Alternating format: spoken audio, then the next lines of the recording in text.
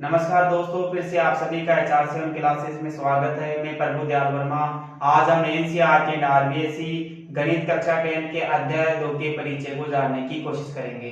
दोस्तों, अगर आप चैनल पे नए हो तो चैनल को सब्सक्राइब एंड शेयर जरूर करें, साथ ही बेल आइकन को प्रेस करना ना भूलें, जिससे आपको वीडियो का नोटिफिकेशन तुरंत मिल पाए। आइए दोस्तों, इसी कड़ी में हम अध्याय 2 के परिचय को जानने की कोशिश करते हैं। दोस्तों, अध्याय 2 क्या है? हमारा बहुपद, अर्थात हमें किसका परिचय जानना है? बहुपद के। तो बहुपद के बारे में भी जानकारी प्राप्त होनी चाहिए। आइए इसी कड़ी में हम बहुपद का अर्थ जानते हैं। दोस्तों, एक शब्द आएगा पहले बीजीय व्यंजक।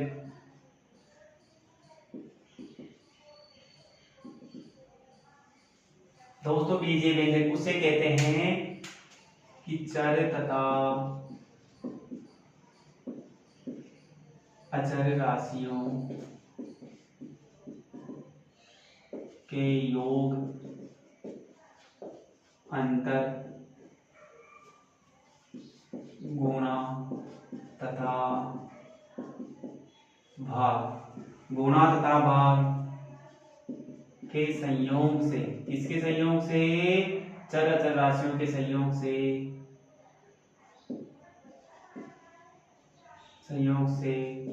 बने पद को बीजीय व्यंजक कहा जाता है।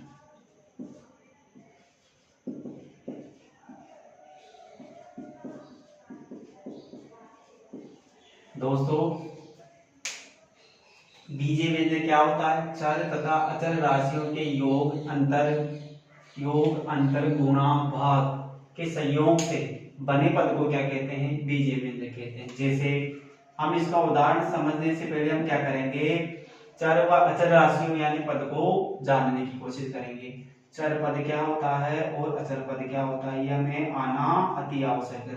क्योंकि दोस्तों, कहीं न कहीं क्या है, इन्हीं से क्या है, बहुपद का निर्माण होता है। जैसे दोस्तों, चर किसे कहते हैं? गणित में चर पद का मतलब वह प्रतीक है जिसका कोई निश्चित मान ना हो, उसे चर पद कहा जाता है।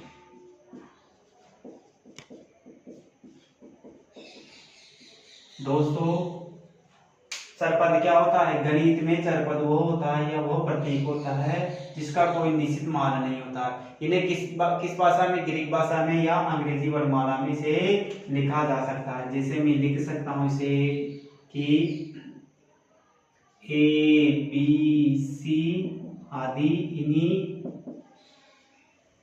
प्रतीकों में से लिखा जा सकता है। आइए इसी प्रकार अचर पद को देखते हैं। अचर पद क्या होता है? दोस्तों, इसी प्रकार अचर पद होता है जिन राशियों का गणितीय प्रयोगों में मान। दोस्तों, यहाँ क्या होता है? मान क्या होता है? निश्चित होता है। उसी प्रकार इसमें क्या होता है? प्रयोगों में मान स्थिर या स्थायी होता है। वह क्या कहलाता है? अचर पद कहलाता है।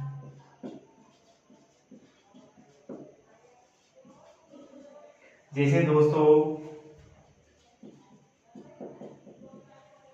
1 2 3 पाई भी क्या है? एक निश्चित मान है। पाई का मतलब मान कितना होता है? 22/7 होता है, अर्थात ये भी क्या है? निश्चित मान है।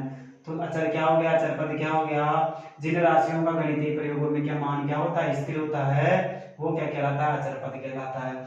आइए दोस्तों, इसी के आधार पर हम इसे क्या लिख सकते हैं? बीजीय व्यंजक को हम लिख सकते हैं कि x + 1 संयोग हो गया। देखो, हम इसे x p q r s t भी लिख सकते हैं, x भी लिख सकते हैं, अर्थात x + 1 क्या हो गया? बीजीय व्यंजक हो गया। उसी प्रकार 2x + 4 क्या हो गया? ये भी बीजीय व्यंजक हो गया। आइए दोस्तों, हमने बीजीय व्यंजक, चर पद व अचर पद की परिभाषाओं को देखा, इसको समझा। इन्हीं के आधार पर हम बहुपद को समझने की कोशिश करते हैं। दोस्तों आप इनको आइए दोस्तों इन्हीं के आधार पर हम बहुपद की परिभाषा को समझने की कोशिश करते हैं। दोस्तों आप इसका स्क्रीनशॉट ले सकते हो जिससे आपको अध्याय को समझने में आसानी रहे।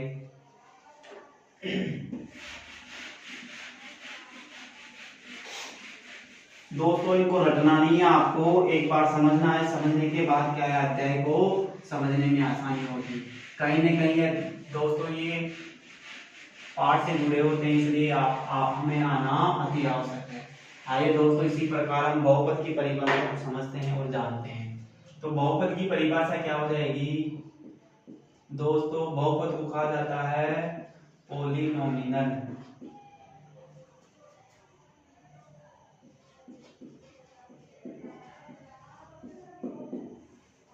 अब इसकी परिभाषा क्या हो जाएगी? ऐसा बीजीय व्यंजक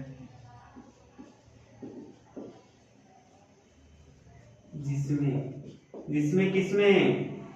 बीजीय व्यंजक में क्या चर की घात क्या होनी चाहिए? ऋणात्मक पूर्णांक हो तो वह बहुपद कहलाता है।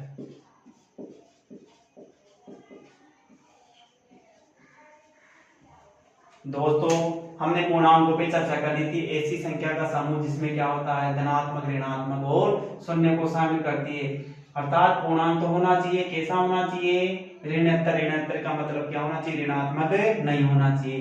अर्थात किसी भी बहुपद में अगर उसकी घात क्या है ऋणात्मक हो जाएगी तो बहुपद नहीं होगा। उसी प्रकार पूर्णांक भी क्या होना चाहिए? धनात्मक व शून्य हो सकता है, तो पूर्णांक होना चाहिए ऋणात्मक के अलावा। ऐसा बहुपद क्या होता है? द्विघात बहुपद होता है। किसकी घात होनी चाहिए? चरपद की। चरपद हमने समझ लिया। आइए दोस्तों इसके उदाहरण देखते हैं। जैसे x हो गया 2x स्क्वायर प्लस 5 हो गया 5y स्क्वायर माइनस 8। ये सभी क्या है दोस्तों? बहुपद के उदाहरण है। x इसमें चर की घात क्या है? एक, जिसकी कोई घात नहीं होती एक होती है। उसी प्रकार 2x स्क्वायर में कितनी घात है? 2 है। उसी प्रकार 5y स्क्वायर माइनस 8 क्या हो गया? ये बहुपद होगा। दोस्तों एक बात और जानो, बहुपद कौन से नहीं होते?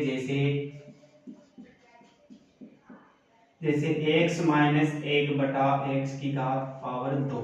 अब दोस्तों यहाँ देखो कि आप इसे हल करोगे तो कहीं ना कहीं कैसे आएगा? ये हो जाएगा आपके x माइनस 1 बटा ये हो जाएगा x माइनस x की पावर माइनस की घात 2। तो ये देखो यहाँ ऋणात्मक आ गई, तो ये क्या नहीं होगा? बहुपद नहीं होगा। उसी प्रकार दोस्तों एक पद हो लेते हैं y क्यूब माइनस y की घात 2। ये माइनस में है तो ये भी क्या नहीं होगा? बहुपद नहीं होगा। उसी प्रकार दोस्तों एक और उदाहरण समझते हैं कि x स्क्वायर प्लस क्या आ जाएगा? रूट में x आ जाएगा। दोस्तों आप इसे भी कहीं ना कहीं हल करोगे तो ये किस में आ जाएगा? ये हो जाएगा x स्क्वायर प्लस क्या हो जाएगा? x 1 बटा 2, कि रूट का मान क्या होता है? 1 बटा 2। देखो यहाँ दोस्तों किस में आ रही है? परिमेय b बटा q में आ रही है, तो ये भी क्या नहीं होगी? बहुपद नहीं होगी। घात क्या आ रही है? a बटा b के रूप में, तो परिमेय संख्या भी नहीं होनी चाहिए, तो ये भी क्या होगा? बहुपद नहीं होगा। दोस्तों हमने बहुपद की परिभाषा जाना। बहुपद की परिभाषा क्या होती है? ऐसा बीजीय व्यंजक जिसमें चर की घात क्या होनी चाहिए? ऋणात्मक पूर्णांक हो तो वो बहुपद कहलाता है। दोस्तों हमने बहुपद के उदाहरण भी देखे, उन उदाहरणों को भी समझा जो बहुपद नहीं होते हैं। जैसे बहुपद क्या होगा? x 2x square plus 5y square minus 8 आदि क्या है? बहुपद। उसी प्रकार x माइनस 1 बटा x स्क्वायर क्या होगा? ये बहुपद नहीं होगा, क्योंकि यहाँ क्या है? माइनस की ऋणात्मक घात है, यहाँ भी ऋणात्मक घात है, और ये भी क्या है? परिमेय संख्याओं में दे रखा है, अर्थात ये बहुपद नहीं होगा। आइए दोस्तों इसी कड़ी में बहुपद के प्रकारों को जानने की कोशिश करते हैं। बहुपद के प्रकार को जानने की कोशिश करते हैं। बहुपद के प्रकार। दोस्तों बहुपद के प्रकार को दो आधारों पे बांटा जा सकता है। पहला आधार क्या होगा? पदों के आधार पर, पदों के आधार पर। दोस्तों ये बहुत आसान है, सिर्फ क्या करना है, हमें पद पहचानने हैं, जितने पद होंगे उतने क्या होंगे, बहुपद होंगे। तो प्रथम क्या हो जाएगा, एक पदी बहुपद किसे कहते हैं दोस्तों, जैसे x square, 2x square and का क्यूब आदि क्या है दोस्तों, एक पदी। दोस्तों यहाँ देखो आप, सभी पदों में क्या है, सभी बहुपदों में क्या है, एक पद दे रखा है, तो कौन सा बहुपद होगा, एक पदी बहुपद। उसी प्रकार दोस्तों हम दूसरा पढ़ेंगे द्विपदीय बहुपद। द्विपदीय बहुपद उस बहुपद को कहते हैं जिसमें दो पद दे रखे हैं, जैसे एक्स स्क्वायर प्लस एक, कितने पद है दोस्तों यहाँ पे, दो। उसी प्रकार 4x स्क्वायर प्लस 2 कितना हो जाएगा, दो पद है। एक दोस्तों यहाँ देखो m प्लस n भी क्या है, दो पद है। आदि क्या है, द्विपदीय बहुपद। यहाँ दोस्तों देखो द्विपदीय बहुपद में कितने पद है, दो पद है। ऐसा बहुपद जिसमें दो पद दे रखा हूँ, कौन सा पद बहुपद कहलाएगा, द्विपदीय बहुपद। प्रत्येक स्थिति में दोस्तों यहाँ पद क्या है, दो पद है। इसी प्रकार तीसरा पद क्या होगा, त्रिपदीय बहुपद। तीसरा बहुपद होगा त्रिपदीय बहुपद। त्रिबहुपदी बहुपद क्या होगा दोस्तों, x प्लस वाई प्लस दो क्या है, ये भी त्रिपदी। कितने पद है इसमें, तीन पद है। इसी प्रकार दोस्तों एक हो जाएगा 5x cube plus 3x square plus कितना हो जाएगा 6, ये भी कितना है, त्रिपदीय बहुपद हो जाएगा। दोस्तों हमने पदों के आधार पर बहुपद को समझने की कोशिश की। इसी प्रकार इसी कड़ी में हम बहुपद को धातु के आधार पर, घातों के आधार पर प्रकारों को जानने की कोशिश। दोस्तों इसमें प्रथम होगा रेखिक बहुपद। रेखिक बहुपद क्या होता है दोस्तों, जैसे x प्लस एक, ये क्या है, यहाँ अधिकतम घात कितनी, एक है, तो ये भी रेखिक बहुपद होगा। उसी प्रकार 7x माइनस 5, ये भी क्या होगा, रेखिक बहुपद होगा। उसी प्रकार 2x माइनस 3 क्या है, ये भी रेखिक बहुपद है। ऐसा बहुपद जिसमें चर की अधिकतम घात कितनी होनी चाहिए, एक होनी चाहिए। दोस्तों सभी उदाहरणों में देखिए आप, यहाँ चर की घात कितनी, एक, यहाँ भी चर की अधिकतम घात कितनी, एक, और यहाँ भी कितनी, एक। क्योंकि दोस्तों जिस चर की घात, कोई चर की घात नहीं होती, उसमें अधिकतम घात कितनी होती है, एक होती है। अर्थात यहाँ प्रत्येक स्थिति में घात कौन सी है, एक है। इसी प्रकार क्योंकि मैं इसको क्या लगा सकता हूँ, घात एक, यहाँ भी क्या लगा सकते हैं, घात एक, इस पे कोई प्रभाव नहीं पड़ेगा। तो दोस्तों जिसकी कोई घात नहीं, उसकी क्या घात होती है, एक घात होती है। इसी प्रकार द्विघात बहुपद, दोस्तों देखिए द्विघात बहुपद, द्विघात बहुपद क्या होगा, 2x स्क्वायर प्लस 4, ये भी क्या है, द्विघात बहुपद। इसी प्रकार x square plus 2x plus 8 क्या है, ये भी द्विघात बहुपद। आदि बहुपद क्या होते हैं, द्विघात बहुपद। ऐसा बहुपद जिसमें चर की अधिकतम घात कितनी हो, बहुपद यानी दो हो, तो कौन सा होगा, द्विघात बहुपद। इसी प्रकार दोस्तों इसी कड़ी में देखिए त्रिघात बहुपद।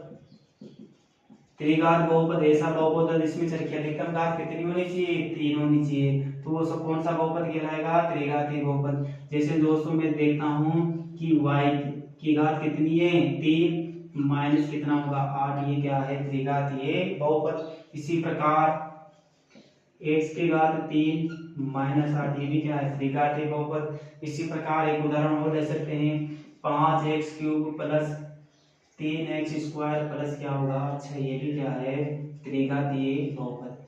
आइए दोस्तों हमने बहुपदों के प्रकार के बारे में जाना। प्रकार कितने प्रकार के थे, दो प्रकार के, दो आधारों के बाद, दो आधारों के आधार पर नहीं बांटा गया था। पहला आधार क्या था, पदों के आधार पर, दूसरा आधार क्या है, घातों के आधार पर। दोस्तों इसी कड़ी में आइए हम आगे बढ़ते हैं।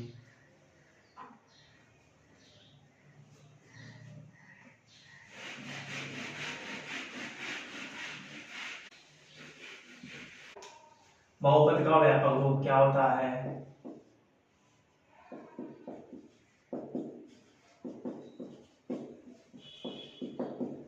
देखो पहला होता है रैखिक बहुपद।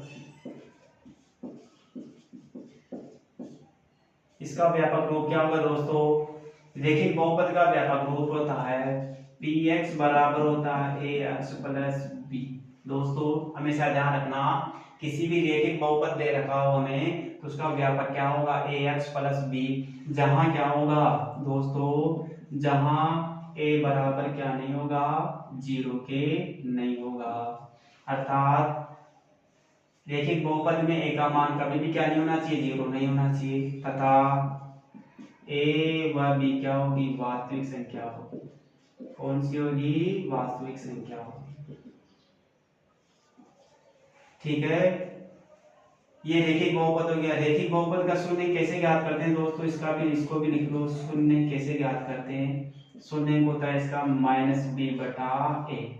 इसे कैसे ज्ञात करते हैं, ये होता है -b का मतलब दोस्तों यहाँ देखो, -b क्या होगा, अचर पद होगा, क्योंकि इसके चार कोई भी संख्या नहीं है, तो क्या होगा, अचर पद माइनस अचर पद। इसका क्या होगा दोस्तों, -b बटा a। -b का मतलब होता है अचर पद। दोस्तों a का मतलब क्या है, किसके साथ है, ये x के, x का गुणांक क्या है, a, तो क्या हो जाएगा, x का गुणांक। आइए दोस्तों इसी प्रकार हम द्विघात बहुपद का व्यापक रूप समझते हैं।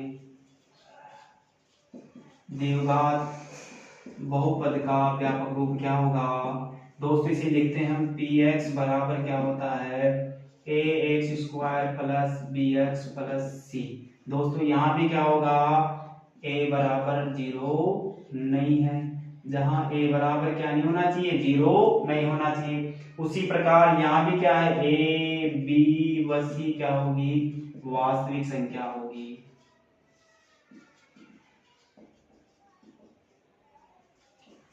दोस्तों आइए इसी प्रकार हम त्रिघाती बहुपद का व्यापक रूप देखते हैं।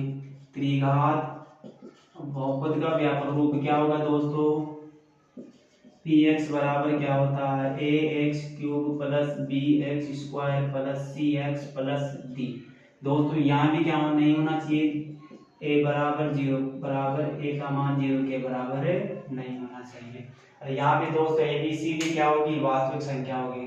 दोस्तों हमने बहुपद के व्यापक रूप को समझा। दोस्तों अध्याय 2 के प्रश्न शुरू करने से पहले इन बिंदुओं को हमें आना अति आवश्यक है।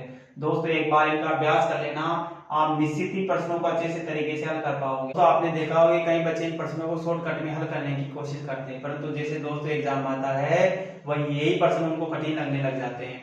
तो दोस्तों किसी भी अध्याय को शुरू करने से पहले आप उसका आधार बेस जरूर समझें, ताकि आपको प्रश्न को हल करने में कठिनाई न हो पाए। आइए दोस्तों इसी कड़ी में हम बहुपद के शून्याङ्कों तथा गुणांकों के संबंध को जानने की कोशिश करते हैं। दोस्तों बहुपद के शून्याङ्कों तथा गुणांकों में संबंध। दोस्तों कैसे संबंध पाया जाता है, इसको भी जान लें। द्विघात बहुपद ax² plus bx plus c में के शून्य अल्फा व बीटा होने पर। दोस्तों अगर किसी भी द्विघात बहुपद के शून्य क्या होते हैं, अल्फा और बीटा होते हैं, तब उसका संबंध कैसे पाया जाता है, इसमें दो संबंध पाए जाते हैं। पहला होता है शून्याङ्कों का योगफल। क्या होता है दोस्तों, अल्फा प्लस बीटा बराबर होता है -b बटा a। -b क्या है दोस्तों, यहाँ पे x का गुणांक और a क्या है, x² का गुणांक, तो माइनस क्या हो जाएगा, -x का गुणांक। उसी प्रकार ये क्या होगा, x² का गुणांक। दोस्तों इसी प्रकार द्विघात बहुपद में दूसरा संबंध क्या पाता है, शून्याङ्कों का योगफल यानी गुणनफल। क्या होता है शून्याङ्कों का गुणनफल, अल्फा इंटू बीटा बराबर होता है c बटा a। c क्या है दोस्तों, यहाँ पे अचर पद, तो मैं लिख सकता हूँ इसे अचर पद बटा होता है x² का गुणांक। आइए दोस्तों इसी कड़ी में त्रिघाती बहुपद को समझते हैं। त्रिघात बहुपद ax³ plus b x square plus क्या हो जाएगा सी एक्स प्लस डी। त्रिघाती बहुपद क्या होता है a x cube plus b x square plus c x plus d के शून्य एल्फा बीटा व गामा होने पर। अगर दोस्तों इसके शून्य क्या हो एल्फा बीटा गामा हो तब क्या संबंध पाया जाता है उनको देखते हैं। एक संबंध पता है दोस्तों इसमें alpha plus beta plus gamma बराबर होता है ये माइनस बी बटा ए। दोस्तों यहाँ देखो अब त्रिघाती बहुपद में क्या होगा माइनस बी का मतलब एक्स स्क्वायर, इसके जस्ट क्या है एक्स स्क्वायर, तो ये हो जाएगा दोस्तों माइनस एक्स स्क्वायर का गुणांक। उसी प्रकार ए क्या है दोस्तों एक्स क्यूब का गुणांक। इसी प्रकार दोस्तों एक संबंध और पाता है इसमें alpha beta plus beta gamma plus gamma alpha बराबर होता है सी बटा ए। दोस्तों यहाँ सी क्या होगा एक्स का गुणांक और ए क्या हो जाएगा एक्स क्यूब का गुणांक। दोस्तों ये बोर्ड एक में यहाँ लिख देता हूँ। कौन से संबंध दो संबंध हो गए alpha plus beta plus gamma बराबर क्या माइनस बी बटा ए। माइनस के बी क्या होता है माइनस एक्स का स्क्वायर का गुणा एक्स को का गुणा। एक दोस्तों एक और पाया जाता है इसमें एल्फा गुणा बीटा गुणा गामा बराबर क्या होता है दोस्तों ये होता है माइनस बी बटा ए। तो माइनस बी क्या हो जाएगा माइनस बी क्या है दोस्तों इसमें अचर पद और एक हो जाएगा एक्स क्यूब का गुणांक। दोस्तों हम किसी भी द्विघात बहुपद के शून्यांकों तथा गुणांकों में संबंध की सत्यता की जांच करेंगे आने वाले प्रश्नों में, तो तब ये जरूर हमारे काम आएगा। ये हमें आना अति आवश्यक है, बहुत सरल है दोस्तों। किसी भी द्विघात बहुपद के शून्य जब क्या दे हो एल्फा और बीटा हो तो उसका योगफल क्या होता है एल्फा प्लस बीटा बराबर क्या होता है माइनस बी बटा ए। माइनस बी क्या होता है माइनस एक का गुणांक एक्स स्क्वायर का गुणांक। उसी प्रकार शून्याङ्कों का गुणनफल क्या होता है एल्फा इंटू बीटा सी बटा है। सी क्या होता है अचर पद होता है एक्स स्क्वायर का गुणांक। उसी प्रकार त्रिघाती बहुपद में क्या होता है a x cube plus b x square plus c x plus D.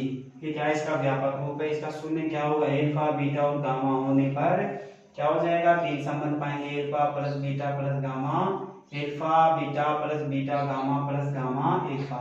इनको दोस्तों आप बारंबार अभ्यास करते रहिए। इसी कड़ी में हम आगे प्रश्नों को हल करने की कोशिश करेंगे। दोस्तों चैनल पे बने रहिए, चैनल को सब्सक्राइब एंड शेयर जरूर करिए, साथ ही साथ बेल आइकन को प्रेस करना ना भूलें जिससे आपको वीडियो का नोटिफिकेशन तुरंत मिल पाए। दोस्तों चैनल पे बने रहने के लिए धन्यवाद।